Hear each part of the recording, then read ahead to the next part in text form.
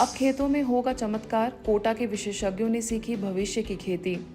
देश को विश्वमुख भोजन और किसानों को आत्मनिर्भरता की नई ऊंचाइयों तक पहुंचाने की दिशा में एक महत्वपूर्ण कदम उठाते हुए कृषि विश्वविद्यालय कोटा के विशेषज्ञों ने यौगिक खेती और मल्टीलेयर फार्मिंग की उन्नत तकनीकों का विशेष प्रशिक्षण प्राप्त किया। ब्रह्मा कुमारी संस्थान तपोवन में आयोजित 3 दिवसीय प्रशिक्षण कार्यक्रम ने विशेषज्ञों के सामने खेती के ऐसे अभिनव मॉडल प्रस्तुत किए जो कम संसाधनों में अधिक उत्पादन और बेहतर आय का मार्ग खोलते हैं।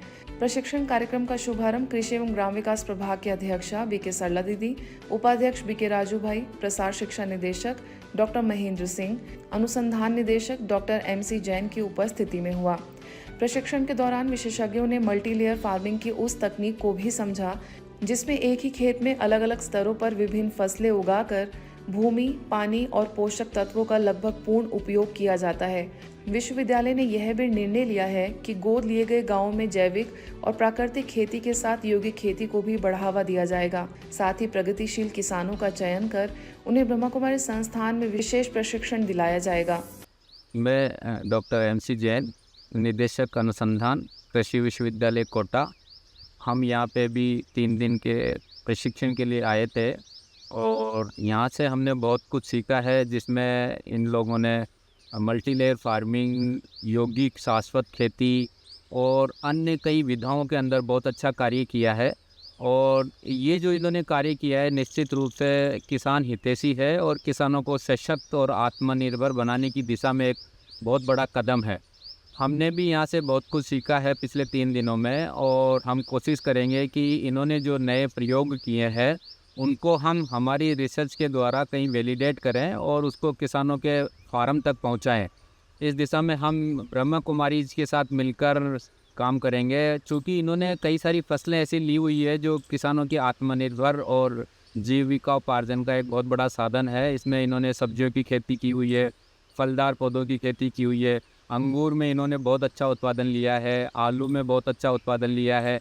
साथ ही साथ इन्होंने ग्राउंड लेवल पे या अंडरग्राउंड जो क्रॉप्स है, जिसमें रूट क्रॉप्स या ट्यूबर क्रॉप्स का बहुत अच्छे से इस्तेमाल किया है, जिसमें ग्राउंड, क्योंकि मल्टीलेयर फार्मिंग का जो सिद्धांत है वो ये है कि सूरज की जो रोशनी आती है उसका अधिकतम उपयोग हो, साथ ही साथ हमारा जो नेचुरल रिसोर्स है जो मिट्टी, उसका भी सभी लेयर्स के अंदर अच्छा उपयोग हो।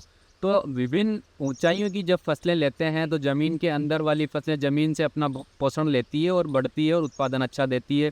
फर्स्ट लेयर्स के अंदर इन्होंने सब्जियों वाली फसलें जिसमें पत्तेदार सब्जियां लगाई हुई है, उसके ऊपर चलते हैं तो इन्होंने बेल वाली फसलें जिसमें कुकुरबिट सारी आती है, टिंडा है, करेला है, लौकी है, इस तरह की फसलें लगाई हुई है और उसके ऊपर इन्होंने पपीता या अन्य फलदार पौधे लगाए हुए हैं। तो इस प्रकार किसान को एक ही खेत से 4 तरह की जो खेती हो रही है उसका फ़ायदा मिलता है। निश्चित रूप से जो 1 हेक्टर में उत्पादन होता है उसकी जगह हमको 4 हेक्टर का उत्पादन मिल रहा है। तो हम सीधे सीधे शब्दों में ये कह सकते हैं कि लगभग 3 गुना उपज हमको इकाई हेक्टर से मिल रही है। आज वैज्ञानिकों के ऊपर भी दबाव है, हमारे किसानों के ऊपर भी दबाव है कि बढ़ती हुई जनसंख्या का हम कैसे भरण पोषण करें, पेट पालन कैसे करें। इस दिशा में हमको या तो उत्पादकता बढ़ानी होती है या क्षेत्र का विस्तार करना होता है। क्षेत्र का विकास करना या खेत का विकास करना हमारे बस में नहीं है, क्योंकि ज़मीन अब घटती जा रही है और घटती हुई ज़मीन से हमें उत्पादकता बढ़ाने की आवश्यकता है। तो इकाई क्षेत्रफल में हम अधिक उत्पादन कैसे ले सकते हैं, इस प्रिंसिपल, इस सिद्धांत के साथ इन लोगों ने काम किया है। अधिक उत्पादन लेने की दिशा में इकाई क्षेत्र से ये जब 4 फसलें ले रहे हैं तो निश्चित रूप से जो हमारा उत्पादन है बढ़कर 3 से 4 गुना होता जा रहा है। तो ये एक अनुसंधान की दिशा में 2 नए पहलू हमको मिले हैं, जिसमें मल्टीलेयर या मल्टी टायर खेती और एक शाश्वत यौगिक खेती।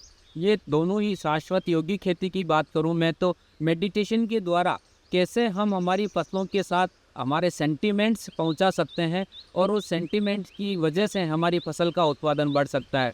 हम सब जानते हैं कि जब किसी मनुष्य के साथ हम जो व्यवहार करते हैं उस व्यवहार के अनुसार ही वो रिएक्शन करता है।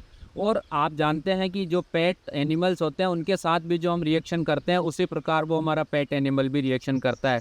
तो ये मानना पड़ेगा हमको, कहीं ना कहीं विज्ञान भी इस चीज़ को मानेगा कि हम जो फसलों के साथ व्यवहार करेंगे, फसलों के साथ मेडिटेशन के माध्यम से नई ऊर्जा का संचार करेंगे तो फसलों में उस ऊर्जा का निश्चित रूप से फ़ायदा होगा और उत्पादन में बढ़ोतरी होगी। तो ये जो 2 नए इश्यू हमको मिले हैं हमारे अनुसंधान के लिए, निश्चित रूप से हम इनके ऊपर ब्रह्मा कुमारीज़ के साथ मिलकर और आगे काम करेंगे और किसानों के हित में नए हम पैकेज और प्रैक्टिस में कुछ ऐसी चीज़ें शामिल करेंगे कि हमारा जो किसान है वो सशक्त, आत्मनिर्भर और अच्छे से उसका उत्पादन ले सके। धन्यवाद। जय हिंद। डॉक्टर महेंद्र सिंह, निदेशक प्रसार, कृषि विश्वविद्यालय कोटा। हमारी टीम ब्रह्म कुमारी विश्वविद्यालय में प्रशिक्षण के लिए आई हुई है। आज तक हमारे मन में ये धारणा थी कि ब्रह्म कुमारी विश्वविद्यालय आध्यात्मिक कार्य कर रहा है, परंतु यहाँ आकर मुझे पता चला कि आध्यात्म के साथ साथ यहाँ कृषि एवं ग्रामीण का भी बहुत बड़ा कार्य किया जा रहा है। और इसमें जो हमारे जो आधी से ज़्यादा जनसंख्या खेती बाड़ी पर निर्भर है, उसके लिए इस विश्वविद्यालय द्वारा अतुलनीय कार्य किया जा रहा है। कृषि विश्वविद्यालय कोटा और ब्रह्म कुमारी विश्वविद्यालय दोनों मिलकर के इस कार्य को आगे बढ़ाएंगे। हम लोगों ने प्रशिक्षण में अध्यात्म के साथ देखा कि यहाँ मल्टीलेयर फार्मिंग है, नेचुरल फार्मिंग है, ऑर्गेनिक फार्मिंग है, या किसान की आय कैसे बढ़े, इस पर भी बड़े स्तर पे कार्य किया जा रहा है। और इस विश्वविद्यालय द्वारा विभिन्न गाँवों में भी कार्य किया जा रहा है। ऐसा ही उद्देश्य हमारे कृषि विश्वविद्यालय कोटा का भी है। हमारे कोटा के जितने भी कृषि विज्ञान केंद्र हैं, हर जिले में एक कृषि विज्ञान केंद्र है, वो किसानों के लिए कार्य कर रहा है। और हम लोग अभी तक जो कार्य कर रहे हैं वो ऑर्गेनिक फार्मिंग और नेचुरल फार्मिंग कर रहे हैं, परंतु हमने देखा ब्रह्म कुमारी विश्वविद्यालय में यौगिक खेती के ऊपर भी कार्य किया जा रहा है। तो आने वाले समय में हम हमारे सभी कृषि विज्ञान केंद्रों पर ऑर्गेनिक और नेचुरल फार्मिंग के साथ साथ यौगिक खेती पे भी कार्य करेंगे, तथा जो हम लोग गाँव में किसान जो गाँव अडॉप्ट किए हुए हैं, उन गाँव में भी ऑर्गेनिक और नेचुरल फार्मिंग के साथ साथ यौगिक खेती को भी बढ़ावा देंगे। हमारे लिए बहुत ही खुशी का समय रहा कि हम लोगों को ब्रह्म कुमारी विश्वविद्यालय में हमारे विश्वविद्यालय ने एक प्रशिक्षण का मौका दिया। और हमारी जो सबसे बड़ी बात थी कि नॉलेज के साथ साथ जो हमारे एटीट्यूड में चेंज हुआ है, वो आने वाले समय में हम बहुत ही सकारात्मक ऊर्जा के साथ कार्य करेंगे। तो अभी हम लोगों ने ब्रह्म कुमारी विश्वविद्यालय के साथ ये तय किया है कि हम लोग इस कार्य को जो मल्टीलेयर फार्मिंग का है और यौगिक खेती का है, इस कार्य को आगे बढ़ाएंगे। इसके लिए हमारे सभी कृषि विज्ञान केंद्रों पर जल्दी ही यौगिक खेती, मल्टीलेयर फार्मिंग की इकाइयों की स्थापना की जाएगी। और हमारे यहाँ से कुछ किसानों को चयनित करके प्रशिक्षण के लिए यहाँ ब्रह्म कुमारी विश्वविद्यालय माउंट आबू भेजा जाएगा। तो आने वाले समय में जैसा कि हमारी सरकार भी चाहती है, हमारे लोगों के स्वास्थ्य के लिए प्रति भी हमारी महत्वपूर्ण जिम्मेदारी है, तो हमारे 140 करोड़ जनसंख्या को पौष्टिक और स्वस्थ भोजन उपलब्ध कराने के लिए हम ब्रह्म कुमारी विश्वविद्यालय के साथ मिलकर कार्य करेंगे। और हमारे किसान भाइयों के ऊपर एक बहुत बड़ी जिम्मेदारी है कि वो हमारे राष्ट्र के जो भी नागरिक हैं उनको शुद्ध और अच्छा खाना उपलब्ध कराएं। इसमें हमारे किसान भाई पूरे प्रयासरत हैं और सरकार भी ये चाहती है कि हम रासायनिक खेती को धीरे धीरे कम करें। और अभी जो पूरे देश में 1 जून से 30 जून तक बड़ा अभियान चल रहा है कि भाई हम लोगों को उर्वरकों का संतुलित उपयोग कर रहा है। तो ये बहुत सारे मॉडल्स यहाँ ब्रह्म कुमारी विश्वविद्यालय में माउंट आबू में बनाए गए हैं और जिसका हमारे लाखों करोड़ों किसान भाई और दूसरे नागरिक इसका लाभ उठा रहे हैं। तो मैं उम्मीद करता हूँ कि आने वाले समय में ब्रह्म कुमारी विश्वविद्यालय और हमारे कृषि विज्ञान केंद्र समन्वय से अच्छा कार्य करेंगे और किसान हित में हमारे नागरिकों को अच्छा भोजन, पौष्टिक भोजन उपलब्ध कराएंगे और हमारे किसानों की आय में बढ़ोतरी के लिए प्रयास करेंगे।